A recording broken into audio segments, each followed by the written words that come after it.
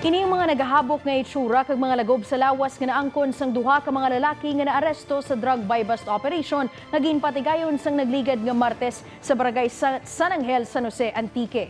Ginapasuni nga ginsakit sa mga katapos sang operatiba nga nagpatigayon sang operasyon sa Raymond Huala sang barangay 5 San Jose kag Ariel Velasco sang barangay Baladhay, San Remigio. Ginapahiyag sang duha nga may nagdulog nga van kag gindakop sila dala sipa kag sumbag sa nagkalain-lain nga parte sang ilalawas. Butang nga hugot man nga ginpanginwala sang San Jose Police. Subject sang buy-bust si Wala nga isa man ka drug surrendery apang sa baylo nga maguntat nagapadayon sang iya illegal nga posisyon. Sang ginkasang buy-bust operation gintuyo ni Wala nga bunuton ang iya pusil rason nga nagluntad ang komosyon sa tunga sang operatiba kag sang mga naaresto. Dugang pa sang hepe sang San Jose Police Station nakaangkon man sang lagob sa lawas sa mga pulis nga nagpatigayon sang operasyon bangod man sa pagbato sa mga sospek.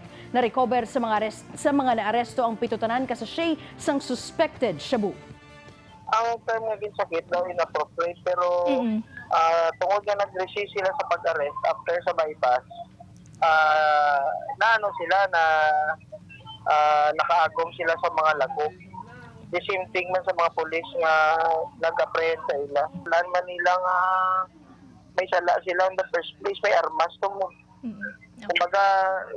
kumbaga nag-ano na ang ating nga pulis nga makuha na lang ang armas, wala na nakapalubok kaya nag-attempt siya nga magbunot